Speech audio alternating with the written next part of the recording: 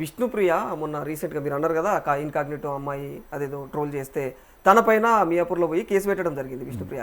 ఏమని చెప్పింది అప్పుడు అంటే, మియాపూర్లో కేసు పెట్టేటప్పుడు నాకు ఒక ఫ్యామిలీ ఉంది, నాకు ఒక పరువు ఉంది, సో నా ఫ్యామిలీ చూస్తే ఇట్లాంటి ట్రోల్స్ నా పరువు పోతుంది అని అన్న విష్ణుప్రియకు ఇట్లా మరి బోల్డ్గా నాకు 5 మంది అంటే నా బాడీ కౌంట్ 5 అని చెప్పినప్పుడు ఆ పరువు ఆ ఫ్యామిలీ అవన్నీ లేవా, అవన్నీ రావట్లేవా? మరి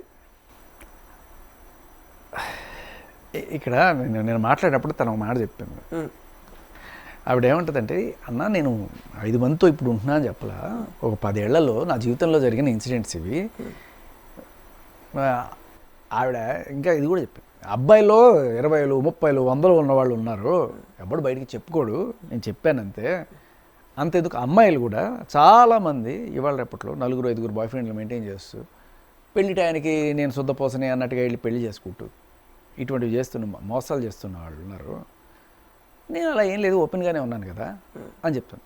కానీ ఇక్కడ ఎవరైనా సరే తెలుసుకోవాల్సింది ఏంటంటే, ఎవరికి చెప్పాలి?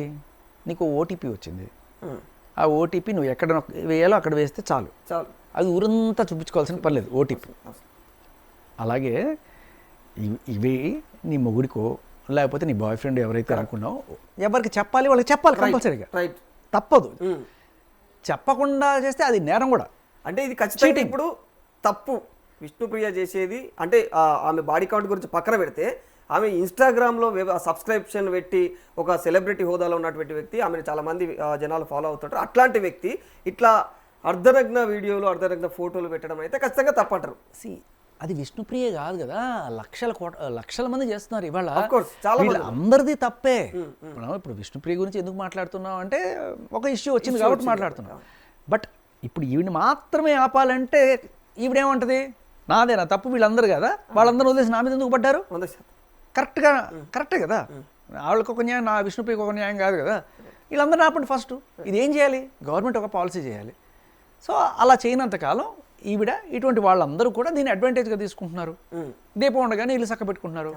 రేపు ఎల్లుండో మన గొడవ తట్టుకోలేక గవర్నమెంట్ అయ్యా సరే తీసుకోండి ఒక చట్టం చేస్తాం, మనం పేరుకి భారతీయ న్యాయ సంహిత, హిందుత్వ ధర్మం, రాముడు ఇన్ని మాట్లాడేస్తారు కదా. ఇవన్నీ ఎప్పుడు ఓట్లు వేయడానికి మాత్రమే. మరి హిందూ కల్చర్ని కాపాడాల్సి వచ్చినప్పుడు నో నో నో నో ఇక ఏ హిందూ సంఘాలు కూడా ముందుకు, హిందూ సంఘం వదిలేయండి. ఇప్పుడు ఐపీసీ తీసేశారు, బిఎన్ఎస్ తీసుకొచ్చారు, ఇండియన్ పీనల్ కోడ్ తీసేశారు. ఎప్పుడో బ్రిటిష్ వాడు రాసింది మనం ఎందుకు ఫాలో అవ్వాలి? మన హిందుత్వం, హిందూ ధర్మం, భారతీయత అని చెప్పి భారతీయ న్యాయ సంహిత అని పెట్టారు. మరి భారతీయ సంస్కృతి ఏమిటి? నీకు తెలియదు కాదు, ఇది భారతీయ సంస్కృతి కాదు. సో భారతీయ సంస్కృతిని కాపాడడానికి నడుం కట్టాను అని చెప్పి మనందరి దగ్గర ఓట్లు దండుకున్న ఈ ప్రభుత్వాలు ఏం చేస్తున్నాయి? ఓట్లు అడగడానికి మాత్రం రాముడు గుర్తొస్తాడు, ఓట్లు అడగడానికి హిందుత్వం గుర్తొస్తుంది, ఓట్లు అడగడానికి మాత్రం మన సాంప్రదాయాలు ఇవన్నీ కూడా గుర్తొస్తాయి. బట్ ఇటువంటివి జరుగుతున్నప్పుడు వీటిని ఆపడానికి నువ్వు ఒక్క చట్టం చేస్తున్నావు? జనాలను ఉద్ధరించడానికి మాత్రం ఉత్త ఓట్లకే ఈ రాజకీయాలు, ఉత్తుత్తి మాటలు ఇవన్నీ. ఓట్ల కోసమే రాముడు, ఓట్ల కోసమే హిందుత్వం.